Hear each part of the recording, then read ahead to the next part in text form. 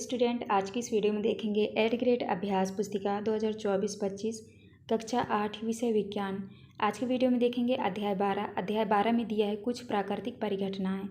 तो चलिए क्वेश्चन की ओर चलते हैं। तो यहाँ पे जैसे लिखा है, बच्चों आपने बारिश के मौसम में इंद्रधनुष देखा होगा।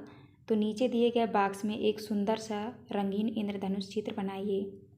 तो आपको जो है यहाँ पे इंद्रधनुष का चित्र बना देना है। तो आपको इसको देख के आपको बना लेना है।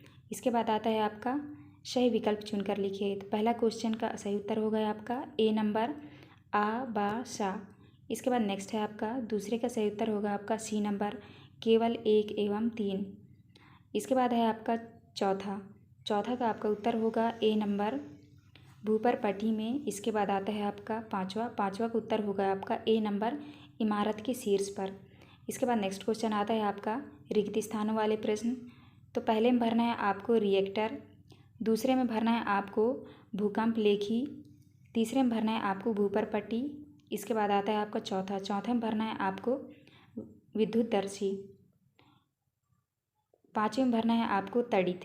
तो आप इस तरह खाली स्थान भर लीजिएगा। इसके बाद नेक्स्ट क्वेश्चन आता है आपका अति लघुत्तरीय प्रश्न क्रमांक 6 के उत्तर में आपको करना है स्वेटर उतारते समय स्वेटर और हमारे शरीर के बीच घर्षण होने के कारण स्वेटर आवेश अर्जित कर लेती है, इसीलिए स्वेटर उतारने से चट चट की आवाज़ सुनाई देती है।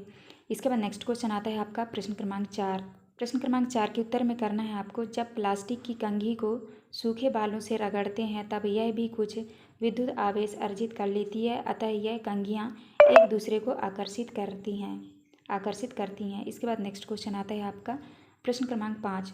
तो प्रश्न क्रमांक 5 के उत्तर में करना है आपको प्लास्टिक की छड़ वाला छाता उपयुक्त होगा जो कि यह विद्युत आवेश को अर्जित नहीं करेगा, जिससे तड़ित आवेश का खतरा नहीं होगा। इसके बाद नेक्स्ट क्वेश्चन आता है आपका प्रश्न क्रमांक 6। तो आपको प्रश्न क्रमांक 6 के उत्तर में करना है अक्सर भूकंप भूगर्भीय दोषों के कारण आते हैं। भारी मात्रा में गैस प्रवास पृथ्वी के भीतर मुख्यतः गहरी मीथेन ज्वालामुखी भूस्खलन और नाभिकीय परीक्षण मुख्य दोष हैं। नेक्स्ट है आपका प्रश्न क्रमांक 7। तो 7 का उत्तर करना है आपको भूकंप की शक्ति को रिएक्टर स्केल नामक पैमाने द्वारा व्यक्त किया जाता है। 7 रिएक्टर की तीव्रता का भूकंप बड़े क्षेत्रों में गंभीर क्षति का कारण होता है। इसके बाद आता है आपका लघुत्तरीय प्रश्न क्रमांक 8 में है। तो आपको प्रश्न क्रमांक 8 का उत्तर करना है चूँकि सजाती आवेश गुब्बारे को एक दूसरे से प्रतिकर्षित होते हैं, जबकि एक गुब्बारा आवेशित और दूसरा अनावेशित होता है, विपरीत आवेश से दोनों आकर्षित हो जाते हैं। इसके बाद नेक्स्ट क्वेश्चन आता है आपका प्रश्न क्रमांक 9। प्रश्न क्रमांक 9 में दिया है पृथ्वी की संरचना का नामांकित चित्र बनाइए।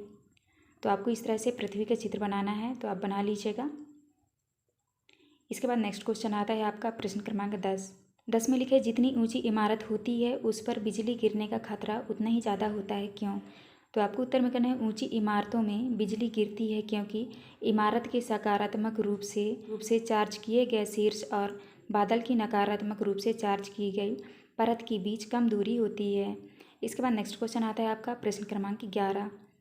तो 11 के उत्तर में करना है आपको तड़ित झंझा के समय यदि घर के बाहर खुले स्थान में हो तो तड़ित से बचने के लिए प्रथम कार्य करेंगे कि वृक्षों से काफ़ी दूर खड़े रहें और ज़मीन पर ना लेटें, बल्कि ज़मीन पर सिमट कर नीचे बैठना उचित होगा। इसके बाद नेक्स्ट क्वेश्चन आता है आपका प्रश्न क्रमांक 12 में है अधिक भूकंपीय क्षेत्रों में भवन को भूकंप से बचाने के लिए भवनों का निर्माण किस प्रकार से किया जाना चाहिए। तो प्रश्न क्रमांक 12 के उत्तर में लिखना है पहला है अत्यधिक भूकंपीय क्षेत्रों में भवन निर्माण में भारी पदार्थों की अपेक्षा मिट्टी अथवा इमारत लकड़ी का उपयोग अधिक अच्छा होता है। यदि ढांचा गिरे तो अत्यधिक क्षति नहीं होती है। इसके बाद दूसरा पॉइंट है अलमारियों इत्यादि को दीवारों के साथ जड़ना अधिक अच्छा होता है, जिससे कि वे आसानी से ना गिरें। तीसरा पॉइंट है दीवार खड़ी फोटो फ्रेम जल तापक गाइजर आदि को दीवार में लटकाते समय सावधानी रखिए ताकि भूकंप आने पर ये लोगों के ऊपर ना गिरे। इसके बाद नेक्स्ट आता है आपका पॉइंट है चूँकि कुछ भवनों में भूकंप के कारण आग लग सकती है, अतः यह आवश्यक है कि सभी भवनों विशेषकर ऊंची इमारतों में अग्निशमन के सभी उपकरण कार्यकारी स्थिति में होने चाहिए। इसके बाद आता है आपका दीर्घ उत्तरीय प्रश्न। प्रश्न क्रमांक 13 में है, तो आपको प्रश्न क्रमांक 13 का उत्तर करना है। तड़ित चालक एवं ऐसी युक्ति है जिसका उपयोग भवनों को तड़ित के प्रभाव से बचाने के लिए किया जाता है। किसी भवन के निर्माण के समय उसकी दीवारों में उस भवन की ऊंचाई से अधिक लंबाई की धातु की छड़ स्थापित कर दी जाती है। इस छड़ का एक सिरा वायु में खुला रखा जाता है तथा दूसरे सिरे को जमीन में काफ़ी गहराई तक दबा देते हैं। धातु की छड़ विद्युत आवेश को जमीन तक पहुंचाने के लिए सरल तथ्य प्रदान करती है। और यहाँ पे आपको इस तरह से चित्र बना लेना है, तो आप इसको देख के बना लीजिएगा। इसके बाद नेक्स्ट क्वेश्चन आता है आपका प्रश्न क्रमांक 14। तो प्रश्न क्रमांक 14 में लिखा है, भूकंप तथा तड़ित झंझा के अलावा भी क्या कोई ऐसी प्राकृतिक आपदा के बारे में आप जानते हैं जिससे पर्यावरण तथा जनधन को हानि पहुंचती है, तो उस आपदा के घटित होने के कारण तथा उससे बचने के उपाय लिखिए। तो आपको प्रश्न क्रमांक 14 का उत्तर आपको यहाँ से देख के कर लेना है, तो आप इस तरह से कर लीजिएगा। इसके बाद नेक्स्ट क्वेश्चन आता है आपका प्रश्न क्रमांक 15 में चित्र की सहायता से किसी ऐसे उपकरण का वर्णन कीजिए जिसका उपयोग किसी आवेशित वस्तु की पहचान करने में होता है। तो आपको प्रश्न क्रमांक 15 के उत्तर में ये करना है, तो आपको इस तरह से चित्र बना लेना है। सरल विद्युत दर्शी का आपको इस तरह से आपको चित्र बना लेना है। इसके बाद यहाँ पे आपको लिखना है, एल्यूमिनियम की पन्नी पट्टियाँ पेपर क्लिप से होते हुए आवेशित रिफिल से आवेश प्राप्त करती है। याद रहे कि धातुएं विद्युत की अच्छी चालक होती हैं। समान आवेश वाली पट्टियाँ एक दूसरे को प्रतिकर्षित करती है और वे फैल जाती है। इस प्रकार की युक्ति का उपयोग यह परीक्षण करने के लिए किया जा सकता है कि कोई वस्तु आवेशित है अथवा नहीं। इस युक्ति को विद्युतदर्शी कहते हैं। तो आपको इस तरह कर लेना है। इसके बाद नेक्स्ट आता है आपका प्रोजेक्ट 1। प्रोजेक्ट 1 में जो है आपको उत्तर में करना है, भूकंप का स्वास्थ्य पर तत्काल प्रभाव पड़ता है और काफ़ी लंबे समय तक इसका प्रभाव शरीर पर रहता है। इसके बाद आगे लिखना है आपको, आघात से संबंधित मौतें और इमारतें ढहने से आघात से संबंधित मौतें और भूकंप के प्रभाव से चोटें जैसी सुनामी से डूबना, ऐसी कई समस्याएं आती हैं। इसके बाद आता है आपका 12 नंबर। तो आपको 12 नंबर का उत्तर में करना है, आपको नंबर के उत्तर में आपको इस तरह से चित्र बना लेना है। तो आप इसको देख के बना लीजिएगा। इसके बाद नेक्स्ट आता है आपका प्रोजेक्ट कार्ड 2।